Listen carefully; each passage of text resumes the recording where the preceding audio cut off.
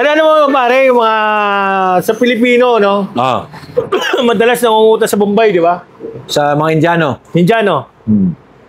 So, so nasa kultura na natin, kasabay na ng kultura ng Pilipino, mga nangungutang talaga sa mga Indiano. Hindi. Nakamotor, no? Well, kahit naman mga negosyante. Yun. Mas gusto yung umutang kasi tumataas yung credit rating nila. Ganun ba? Yun.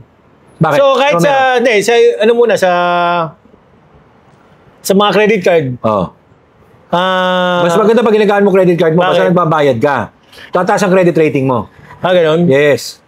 Ngayon, kung kinakailangan mo ng malaking amount na para, sa negosyo mo, pwede ka nang umutang mas malaki. So, kadalasan talaga, pag sa katulad niya, mga maliliit na negosyante sa mga Indiano, no? Sa Bombay, Kung sabihin yun, kasi siyempre isang lugar lang yan ng India. Hindi. Kinasanay kasi yung bata Bombay. So, sa lahat ng uri ng pagnenegosyo ay nangungutang para magkaroon ng kapital. Okay. Kaya nga, di ba, kung makikita mo yung mga nagmomotor na mga Indiano, pumupunta yan sa yung mga may stall. Yun. Kaya yung mga stall, humihiram din ng pera sa kanila para meron silang pang dagdag sa stocks, kapag kulang, gano'n. Ano ba yung maraming Ano ba yung chain check ba? Sa Chinese? Yung mga Chinese din bang gano'n? Oo. Pero kapwa nila. Okay. Loan yun. Kahit nagtutulungan din sila, no? Kahit bangko. Nag-loan. Alam mo ba yung mga sa Pilipinas, meron niya yung mga bangko na Deutsche Bank, mga Wells Fargo, na nagpapautang sa mga malalaking negosyante. Ganun. Yung mga negosyante, kahit sabi mo marami na silang pera, kailangan lang perang humiram. Kasi iba na naman yun. Tsaka plus, so yung savings iba talaga na. Kailangan nila magkaroon ng credit rating. Okay. Kasi, alam mo ba, minsan, katulad ng mga survey, like mga Forbes, o yung mga ibang ganyang survey, minsan titignan ka sa mga credit rating mo credit rating mo. Kung magaling ka ba magbayad, kaya mong humiram ng ganito kalaki, tapos kaya mong magbayad, mataas ang credit rating mo. Taas ang value mo. Ang Pilipinas, marami nang lubog na nga tayo sa utang, di ba? Trilyon. So, ito ngayon, si BBM, nangutang, meron silang kasunduan ng South Korea. Yeah. Tama yan, tama. So, yung 28.7 billion pesos na pautang dapat ng South Korea sa Pilipinas, binawi. Dahil nga sa issue ng corruption. Nakakahiya. In fact, bro, maraming mga negosyante sa ibang bansa at maraming mga bansa na ayaw mag-invest muna dito dahil sa kaguluhang nangyayari. Ayaw na mag-invest. Ngayon, takot na, no? Siyempre, sino ba mag-invest? Very unstable yung Si Claire Castro lang naman nagsasabi na stable tong bansa natin. Siya lang, no? Siya lang. Pero alam naman lahat na we are unstable. Kasi sa mga tao pa lang, nagtatalo-talo na yung mga tao. Diba? And then, ang mga politicians natin, hindi nagkakaintindihan din. So, doon pa lang, meron ng instability. Diba? So, when you talk about pautang, kung ako, South Korea, ba't ako magpapautang sa isang bansa na hindi ko alam kung mababayaran ako dahil nagkakagulo? In fact, bali-balita ba kinukuha ng mga politiko? Papautang mo, isipin mo, hindi lang rampant. It's a customer. Kung nagiging customary ang pagnanakaw, isipin mo, sabihin nila na automatic yun. Kapag may project na pumasok, kukunin na kaagad ng 30% or 25%. Isipin mo, customary na siya Yun na yung SOP.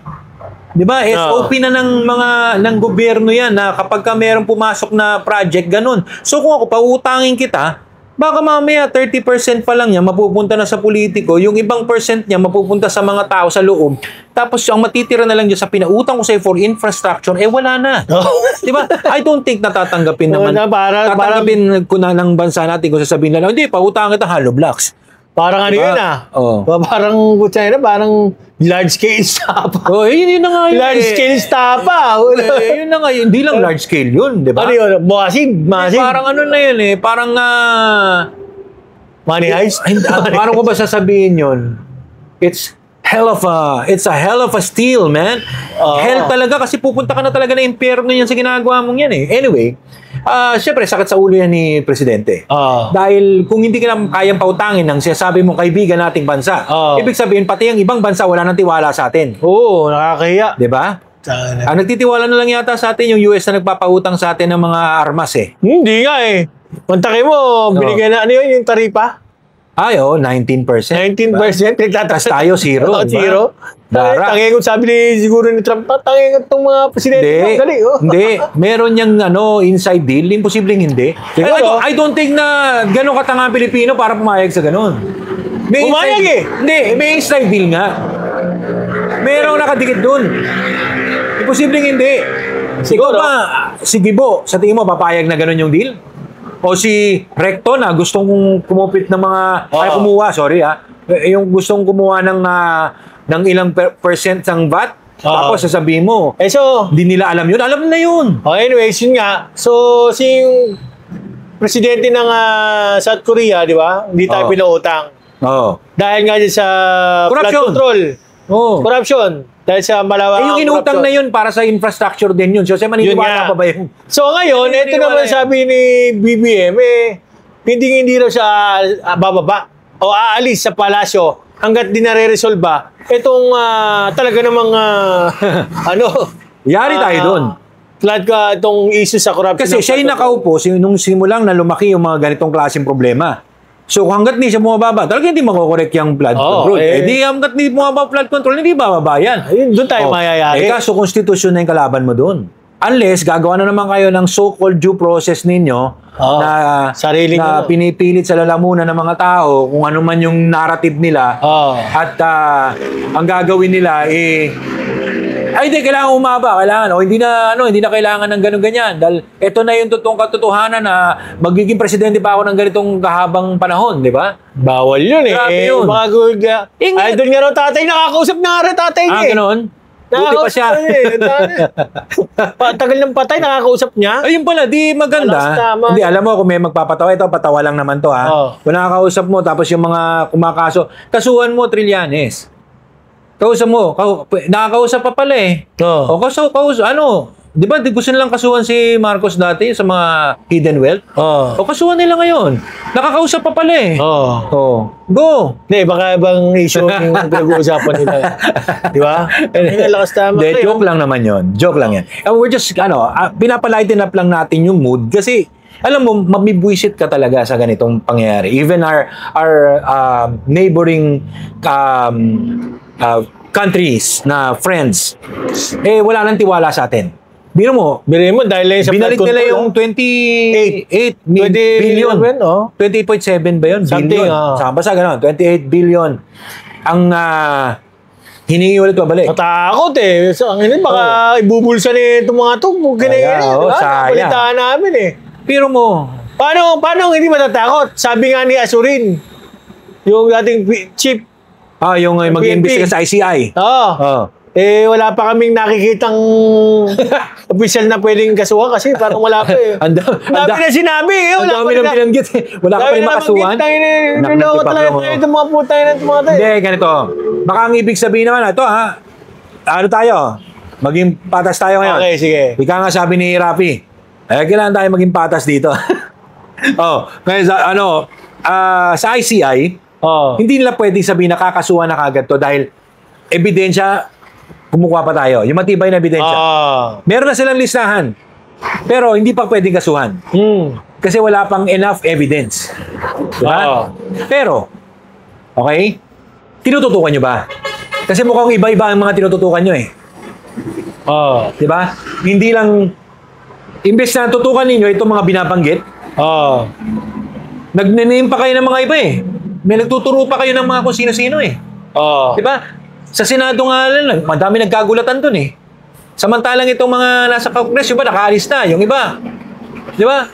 Parang walang tumututok sa Congress. Parang lahat nakatutok sa Senado. So parang naiisip mo tuloy, totoo pa kaya itong mga sinasabi nila sa Senado? Yan nangyayari yung Senado nagpapakita ng kahinaan ngayon.